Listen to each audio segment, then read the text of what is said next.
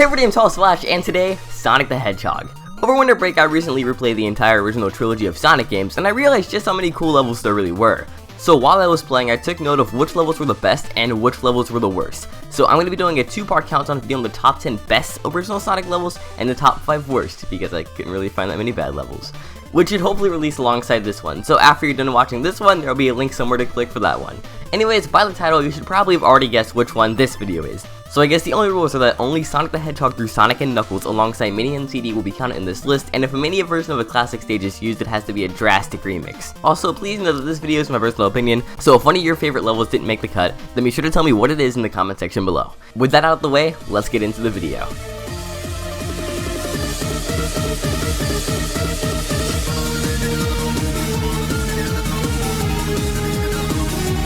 Number 10, Angel Island Zone Act 1. While albeit an ironic choice for number 10, I do have some very good reasoning for this one. So the first thing is that this beginning stage is drastically different from every other one. Unlike Green Hill Zone and Emerald Hill Zone, Angel Island Zone experiments with a bunch of concepts early, such as giving the player access to the Fire Shield and Bubble Shield, as well as just having a nice flow to it. The level isn't really repetitive because the platforming stays consistent with the speed throughout the stage, and better yet, once you reach a certain point, the entire stage gets freaking torched, and that changes things even further. Overall, I think Angel Island Zone is a great starting zone because it stands out from the rest of them, and it's just more dynamic of a level itself.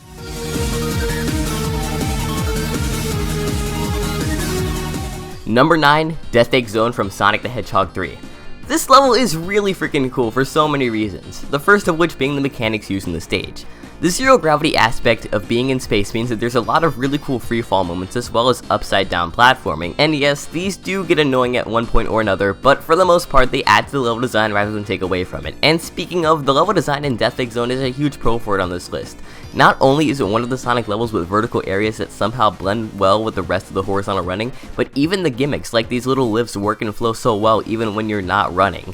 Not to mention the music, which I find myself humming at random sometimes, probably because it reminds me of some of the stuff in Sonic Heroes. For me, Death Egg Zone in general, bits of Act 1 and Act 2 were some of my favorite parts while playing through this game, and I think that some of the designers on classic Sonic's modern areas could take some notes on how to use vertical platforming well in a fast-paced game. Also, it has lasers. They're cool and stuff, I don't know.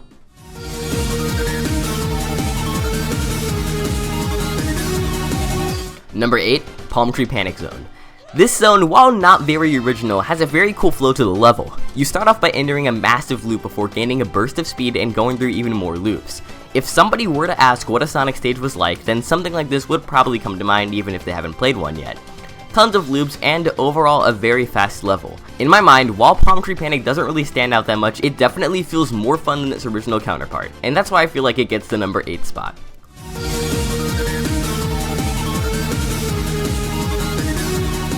Number 7, Spring Yard Zone. I'm not gonna lie, originally I wasn't planning on putting many levels from the original Sonic on this list, just because I feel like the quality kinda goes down a bit as the game goes on. But Spring Yard Zone is an exception. Not only does this stage have a catchy theme, but it also uses momentum in its design more than any other Sonic level, with a bunch of steep hills leading into jumps on the upper path and on the lower path rather than using loops. Spring Yard Zone uses a load of ramps to build speed as well. The level does have a pretty high amount of bullcrap as it goes on, but I personally had a lot of fun with it while replaying Sonic 1. Also, the song has sparked probably one of my favorite remixes in history, and that is this.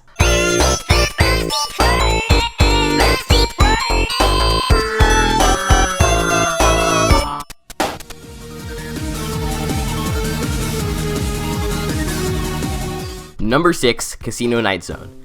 For being the first of its kind, Casino Night Zone is definitely different. This stage isn't really about going fast or killing enemies or doing anything like in a Sonic game, but I think I like it so much, partially because I used it to farm like 10 lives, but also because of how it's still a good level without any of the previous norm Sonic set.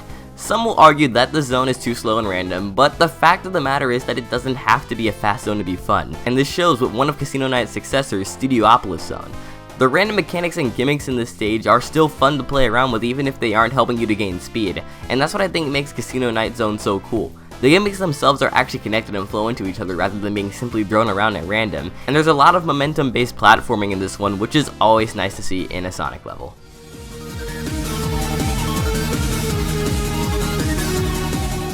Number 5, Stardust Speedway Zone, the original. Aside from being home to one of the most beloved Sonic boss fights in history, Stardust Speedway is a really cool stage just because the way it flows is so non-conventional yet so perfect at the same time. Loops lead into slopes, which lead into the ceiling, which happens to be lined with booster pads. This stage is just really fast, using every single direction of movement alongside of other ones while still somehow remaining coherent, which I really love. Also, just the way that some ramps are upside down puts such a cool spin on platforming. I can't really explain why, but it's one of those weird things that you wouldn't expect to work until it does. Not to mention the aesthetics. This is probably the only Sonic stage based on instruments that comes to mind, and it's set above a huge city of lights as well. Gotta love that blast processing. Am I right, SEGA?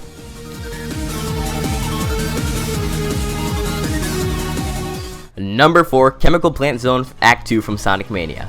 This level has to probably be my second favorite stage in Sonic Mania for one main reason besides having a sick remix, and that is level design, completely derailing from Act 1 or rather any level from any Sonic stage. I remember playing through the stage and at one point or another audibly saying, "Yo, this level design is dirty." In Chemical Plant Zone Act 2, you spend your time injecting Mega Mac with all different colors of bouncy gel, which lets you bounce on the once hazardous water. And it works so well! In the stage, you literally jump and bounce in and over other layers of the stage and into ramps that cross the ceiling and into cannons, shooting you in every which direction. This level has literally no right direction to go in, but it's executed perfectly, and I freaking love it. It's just so open-ended, because no matter where you go or how high you bounce, you'll always end up at one of the coolest throwbacks in Sonic's history, a Puyo/Mean Bean Machine battle with Eggman. Which honestly was an awesome touch to me. In fact, I don't think there was a point where I was playing this level where there wasn't a smile on my face, and that feeling can only be replicated each time I play it. Somehow, Sonic Mania, you managed to transform one of my most hated levels in Sonic 2 to one of my favorites in the franchise. And for that, Chemical Plant Zone Act 2 gets the number 4 spot.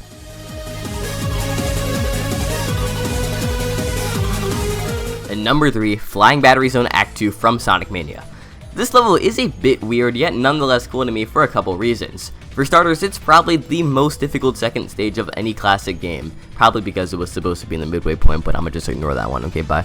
There's a lot of endless falls near the beginning, and in the end, there's a bit of open vertical platforming in the top path, but in my opinion, the difficulty adds to why I like this level. It isn't cheap, it's genuinely skill-based. Not only are there a ton of enemies, but there's a lot of platforming rewarded with a large boost of speed. It's pretty much everything you could want in a classic Sonic stage. The only downsides I can see to it are length and level design, as it's probably one of the longer stages I've played in my opinion, and the level design is more straightforward rather than open, but like the rest of this list, those are just personal gripes of mine. Other than that, Flying Battery Zone is a really good level.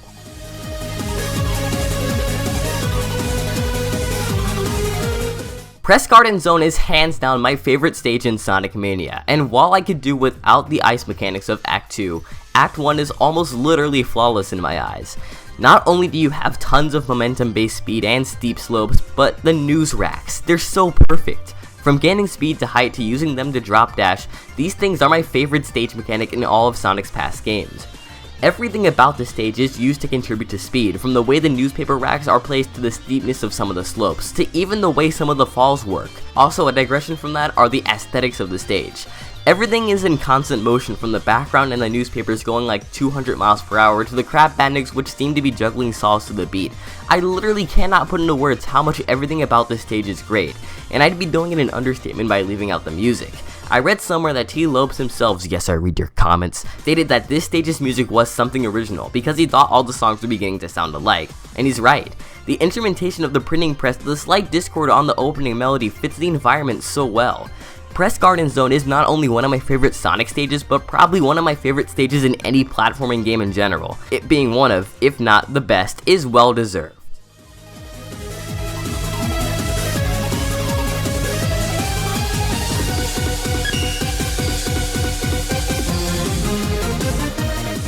Number 1, Hydra City Zone. I'd be lying if I said I didn't have experience with this zone, partially because I either always died on Act 2 or Marble Garden Zone, but I'd also be lying even more if I said I didn't love it. Most people, including myself, hate water levels, and that's understandable. They're usually slow, repetitive, frustrating, and have wonky controls. But Hydra City Zone is the opposite of all of those. In my opinion, Hydra City Zone is not only a perfect level on its own, but a perfect water level at that. Hydra City Zone uses a small bit of water sections in the beginning that require skillful platforming before rewarding a good player with an amazing high-speed section where you go through an endless amount of loops, run up walls, outrun a sliding wall of doom, and even end up running on water at one point or another. If you keep playing, this level never feels boring or annoying, and the ironically few water sections on the bottom path remain decently fun to mess around with. I'll be honest, like Flying Battery Zone, Hydra City Zone has its difficult moments, but even those moments like the underwater sections remain fun and easy to maneuver in, somehow because of the abundance of slopes and momentum-based jumps. For a game where the water physics aren't the best, Sonic 3 somehow manages to use its level design around these areas, while combining them in a fast and fun upper stage to create the best level in the franchise, in my opinion. And even the things like the aesthetics are amazing in this level. There's an abundance of purples, greens, and really cool cold colors mixed with a golden undertone that's somewhat reminiscent of Atlantis. And paired with an amazing soundtrack for both Act 1 and Act 2, there's nothing not to be loved about this level. Hydra City's own usage of mechanics, level design, and speed, along with an amazing artistic design and soundtrack, is ultimately what gives it the #1 spot for me. And that is going to be all for today, guys. I hope you enjoyed the video, and if you did, be sure to drop a like down below to let me know. If you had a different choice in levels, or you absolutely hated one of mine, be sure to let me know which one that was in the comment section below, or head over to the counterpart of this video, the top 5 worst Sonic levels, featuring the one, the only, Tetrabit Gaming, to see if any of your least favorites made that list. And as always, if you're new and want to see more videos in the future, don't forget to smash that squishy red subscribe button for more. Thank you all so much for watching, and until next time, I'll be back in a flash.